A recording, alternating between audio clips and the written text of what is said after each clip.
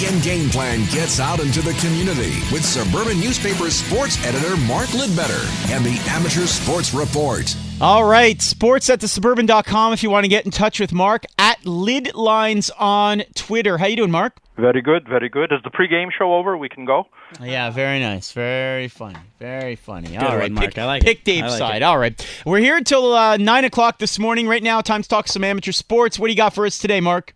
Well, a young lady from Il Perot might have had a taste of her future over the past few days as Celeste Dow got a glimpse of what it's like to play in the LPGA as she stepped up to the tee at the U.S. Women's Open in Shoal Creek, Alabama, playing as an amateur.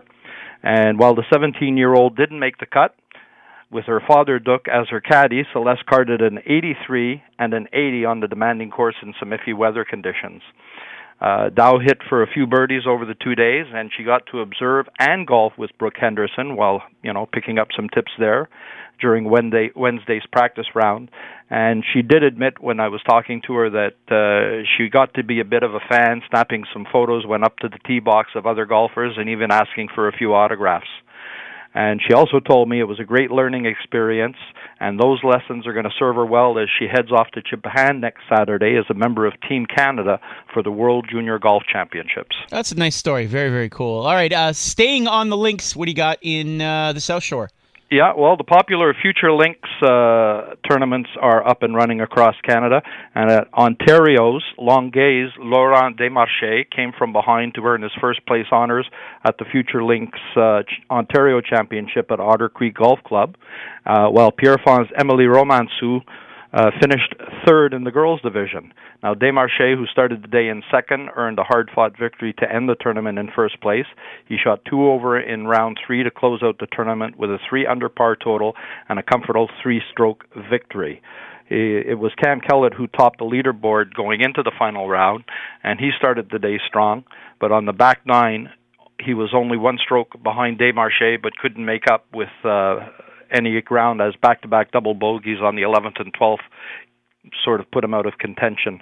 Now, this coming week, the Quebec Future Links tournament will take place at the Club de Golf Le Chute, and Celeste will watch those final rounds, but her brother is going to be there, so she'll be cheering for him in the distance. All right, and in rugby news, see, we really run the whole gamut here on Weekend Game Plan. You got some high school rugby results. Yeah, it's that time of year with school coming to a close. GMAA has their championships up and running, and the St. Thomas Zulos midget boys rugby team added to their championship mantle with a gutsy and physical performance against their long-standing rivals, the Loyola Warriors. The Zulus earned every bit of their 31-10 victory, grinding down Loyola with pace and precision. They mauled, rucked, and tackled harder than they had all season, which is what they needed to hold off the feisty Loyola squad. St. Thomas finished their season and playoffs with a sparkling undefeated record. They were perfect for the years, but the Warriors were able to keep pace with them throughout most of the game, and at the end, St. Thomas's George Mandelos was the game's MVP. But Loyola's juvenile Warriors got some payback in their final as they bested St. Thomas 48-10. With Condor Droz of Loyola picking up MVP honors in that match. Very cool. All right, so a draw between those two schools in 2 games. I like that. All right, and finally on the pitch.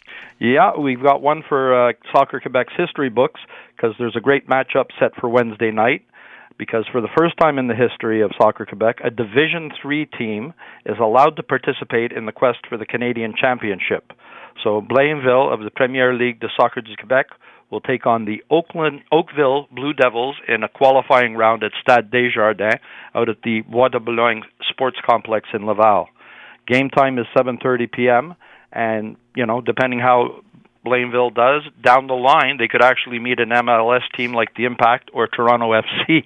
Wow. Which would make for an interesting match. Yeah, indeed. Well, if they're taking on the Impact, there's a good chance that the Impact won't score, right? You never know. You never know. Sports at thesuburban.com if you want to get in touch with Mark for an item for this weekly segment or for the weekly newspaper in the greater Montreal region. Mark, thank you so much. My pleasure. Have a great week, guys. All right, you too.